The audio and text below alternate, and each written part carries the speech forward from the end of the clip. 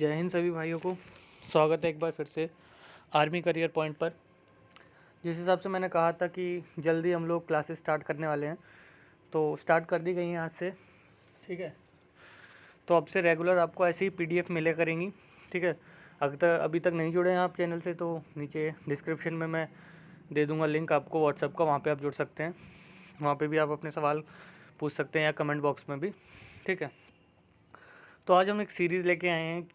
थोड़ा हार्ड बना है, पर आपका पेपर ज़्यादा दिन नहीं रहा है, तो उस हिसाब से देखते हैं कि आपकी कितनी तैयारी है। ठीक है, तो एक PDF मैं आपके लिए बना के लाया हूँ।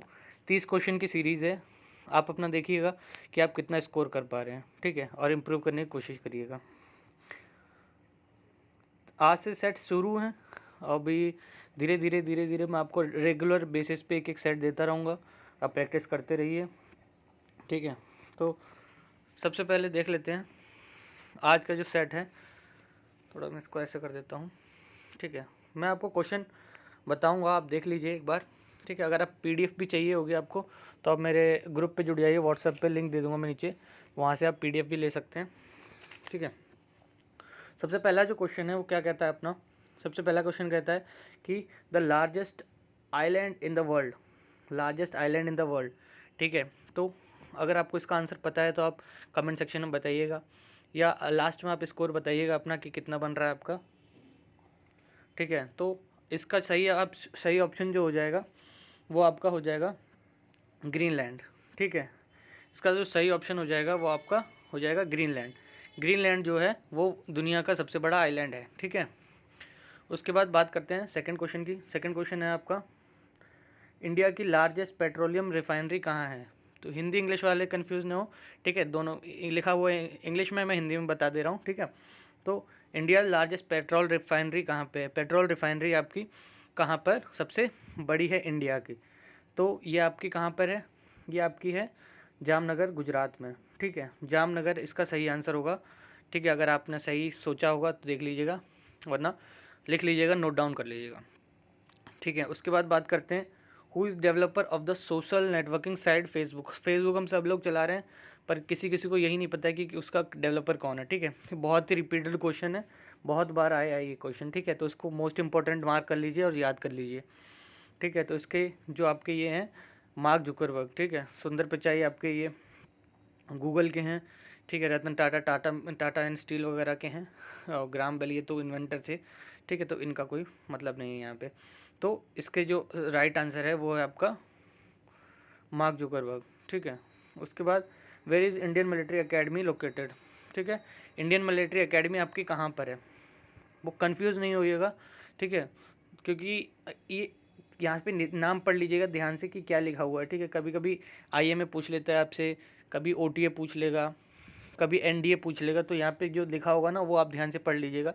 इंडियन मिलिट्री एकेडमी कहाँ पर है, तो इंडियन मिलिट्री एकेडमी जो है आपकी वो आपकी हैगी देहरादून में, तो उसका A ऑप्शन सही हो जाएगा। ठीक है, उसके बाद बात करते हैं कि world highest mountain peak, world highest second highest, sorry देख लीजिए यहाँ पे ऐसी मिस्टेक होती है आपकी, सेकंड हाईएस्ट माउंटेन पीक कौन सी है। ठीक है, तो अगर सबसे ऊपर पूछेगा तो आपका माउंट एवरेस्ट सबको पता है। ठीक है, उसके बाद जो कन्फ्यूजन होती है सेकंड में, वो आपका कई कई लोग को लगता है कि ये कंचनजंगा है, पर ये नहीं है।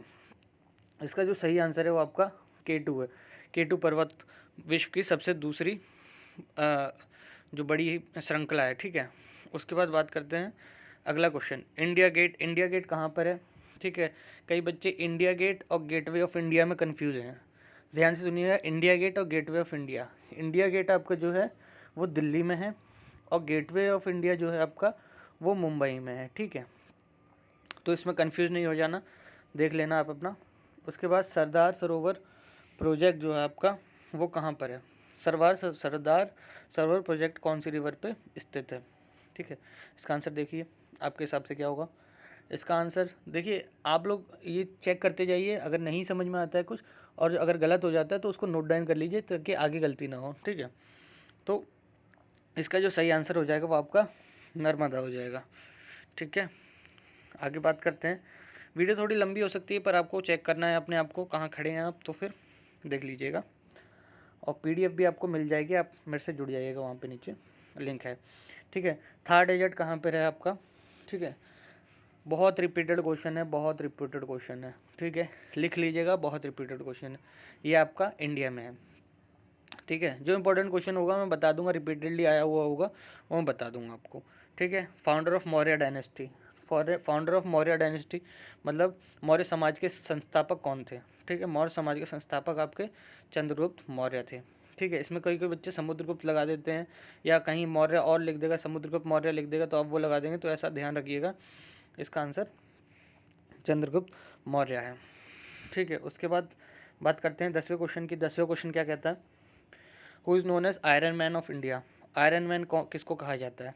ठीक है, सरदार पटेल, मोतीलाल नेहरू, लाल बहादुर शास्त्री, महात्मा गांधी। ठीक है, इनको फादर ऑफ नेशन कहा जाता है, तो ये क्वेश्चन मतलब ये तो नहीं हो सकते। ठीक है, उसके बाद आपका जो आयरन मैन, ठीक है, इसको आप ऐसे याद कर सकते हैं, सरदार पटेल इसका राइट आंसर है। ठीक है, पटेल प्लेट करके इसको कर सकते हैं, प्लेट, प्लेट किसकी होती है? आयरन की होती है या धातु की बनी होती है, तो आप ऐसे याद कर सकते हैं।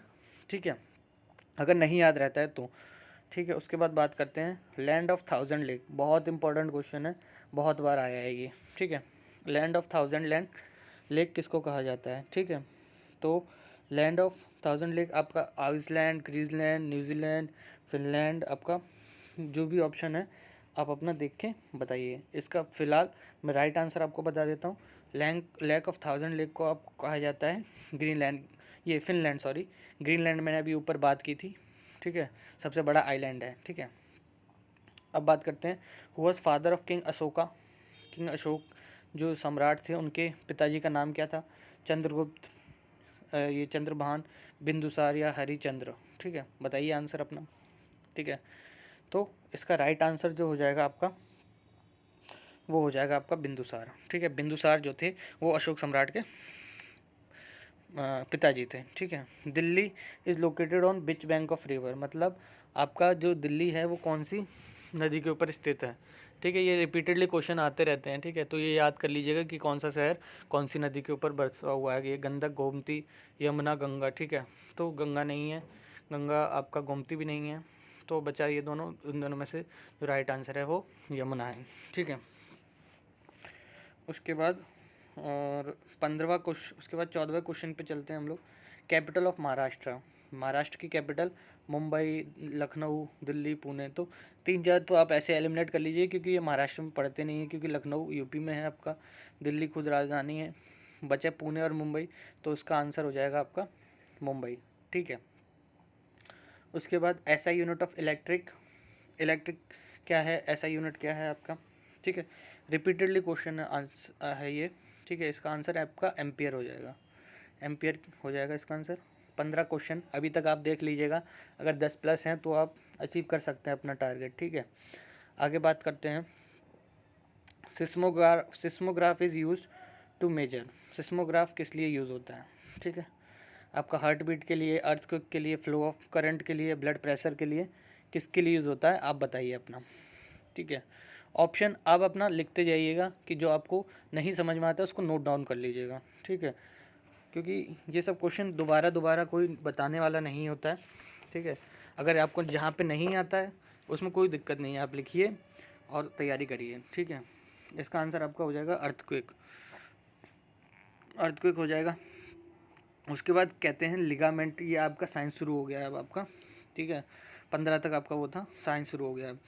तो लिगामेंट जो होती है वो किससे किसको कनेक्ट करती है? मसल से मसल को कनेक्ट करती है, हड्डी को हड्डी से कनेक्ट करती है, मसल को हड्डी से कनेक्ट करती है, या मसल को स्किन से कनेक्ट करती है? तो ये याद कर रखिएगा कि इसका आंसर जो है वो बोन टू बोन है।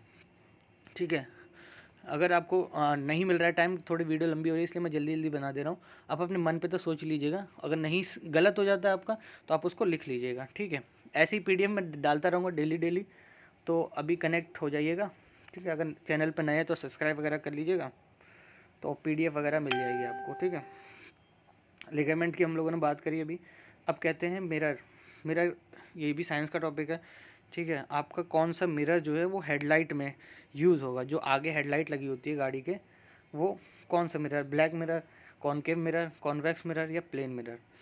ठीक है, तो इसका जो आंसर हो आप सोचिएगा क्या है इसका आंसर। इसका आंसर जो होगा आपका कॉनकेव मिरर, ठीक है, केव की तरह जो बना होता है, ऐसे गुफा की तरह जो होता है, क्योंकि यहाँ से जब लाइट आएगी तो वो ऐसे बिखरेगी आगे जाके, ठीक है। एक्चुअली मैं ऐसे बना दे रहा हूँ, ठीक है, ऐसा होता है आपका हेडलाइट। तो जब इधर से लाइट आती है तो ये ऐसे बिखरती है, जिससे आपको आगे का नज़ारा दूर तक दिखता है, ठीक है। इसको कॉनकेव मिरर बोलते हैं, ठीक है।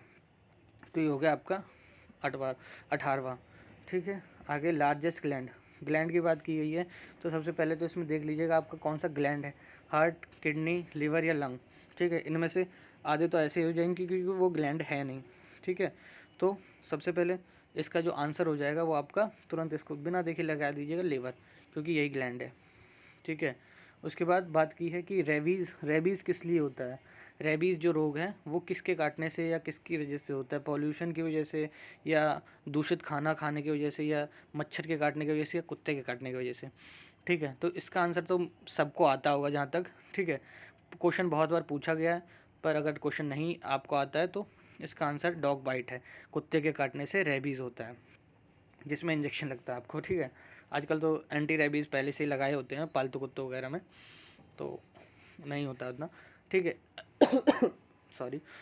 अब बात करते हैं कि 21वें क्वेश्चन की, when a moving train stop, ये यहाँ पे टाइपिंग मिस्टेक हो गई है, stop suddenly a man tend to fall, जब एक चलती ट्रेन अचानक से रुक जाती है तो आप कहाँ आगे जाएंगे, पीछे जाएंगे। जैसे आप यहाँ बैठे हुए हैं तो आगे हो जाएंगे या ऐसे पीछे हो जाएंगे, ये तो आप जहाँ फील करते होंगे खुद ही, जब बस चलती है तो आगे जाते हैं पीछे जाते हैं, ठीक है।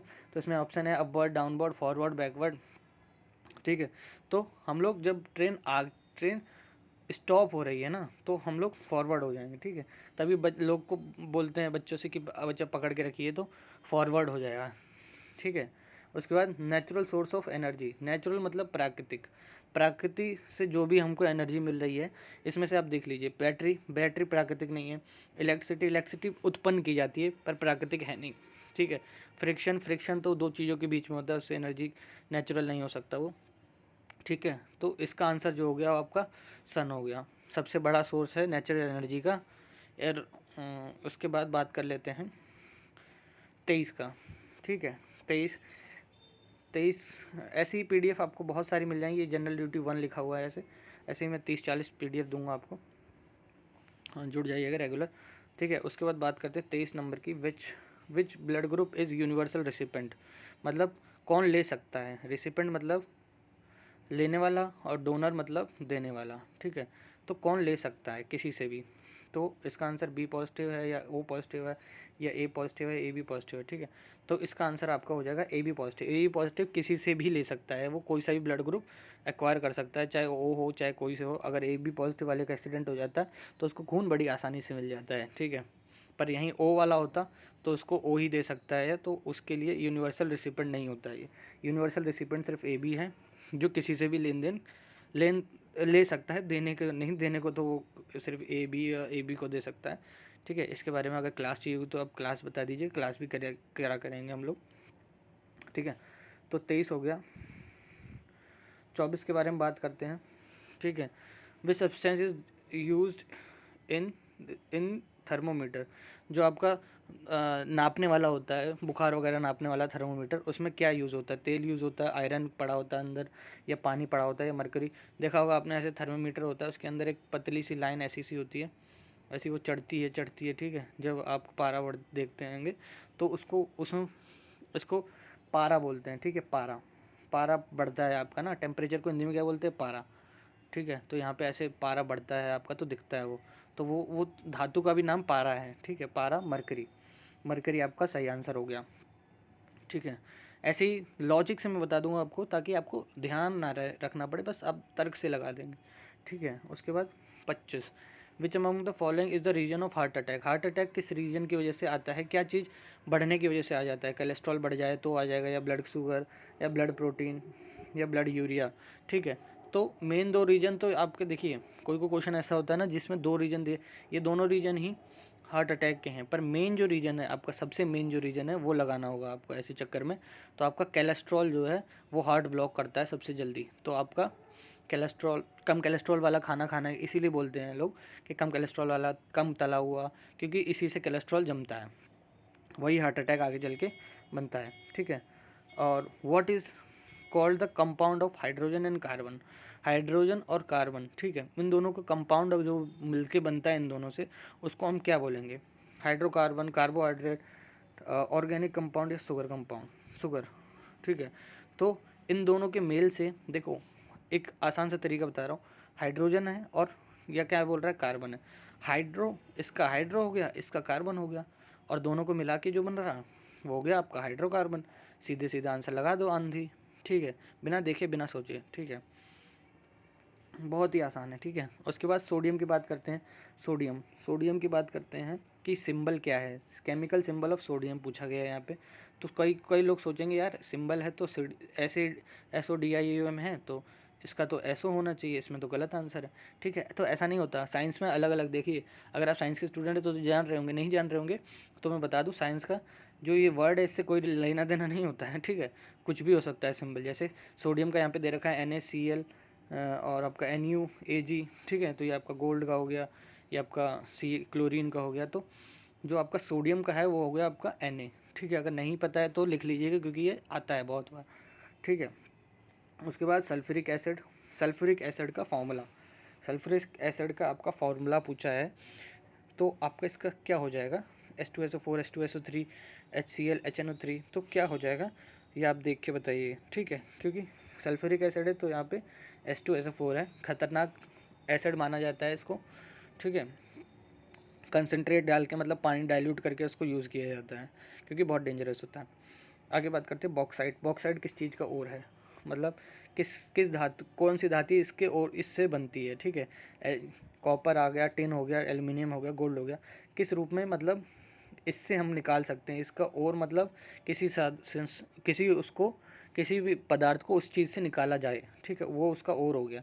जैसे यहाँ पे बॉक्साइट है तो बॉक्साइट से हम क्या निकालते हैं, एल्युमिनियम, तो आपका जो और हो गया बॉक्साइट जो है किसका और हो गया, आपका एल्युमिनियम का हो गया, ठीक है। उसके बाद कहते हैं लास्ट क्वेश्चन है, ठीक है। अभी मैं आपको PDF देता रहूँगा, आगे भी ऐसे ही 20-30 PDF हम लोग तैयारी करेंगे लगातार, डेली आपको एक PDF मिलेगी। अगर आप इच्छुक होंगे तो और बताइएगा, और भी दूंगा मैं मैथ्स वगैरह के भी, ठीक है। अभी स्टार्टिंग है फ़िलहाल, चैनल से जुड़ जाइए अगर नहीं जुड़े हैं तो, और ऐसी ही प्रैक्टिस हम लोग मिल के करेंगे, पेपर ज़रूर पास होगा, ठीक है। अगर लगातार हम लोग साथ रहेंगे तो ज़रूर होगा, ठीक है। व्हाट्सअप लिंक मैं नीचे दे दूंगा आपको, और अपना कमेंट में आंसर ज़रूर बताइए कि आपका कितना सही हुआ है, ठीक है। तो लास्ट क्वेश्चन कर लेते हैं, the heating element in the electric heater is made up of which metal, ठीक है। कौन से मेटल से जो हीटिंग, जो आपका हीटर होता है, इलेक्ट्रिक हीटर होता है, उसमें जो लगी होती है कॉइल, वो किस चीज़ की होती है कि क्यों इतना गर्म होने के बाद भी वो नहीं टूटता है, ठीक है। तो वो कॉपर की होती है या लीड की होती है, निक्रोम की होती है या सिल्वर की होती है। देखिए सिल्वर, देखिए सिल्वर बहुत महंगा है तो कोई तो देगा नहीं वो आपको, ठीक है। लेड बहुत कमज़ोर होता है, वैसा कार्बन का है वो जो पेंसिल में पड़ता है उसको बोलते हैं लेड, ठीक है। कॉपर कंडक्टिव है जो आपका उसमें घुमाया जाता है, ठीक है, जो आपकी तार वगैरह लगाई जाती है, फिलिंग होती है, तो वो कॉपर होता है। तो आंसर आपका जो हो गया इसका निक्रोम, निक्रोम आपका इसका सही आंसर हो गया।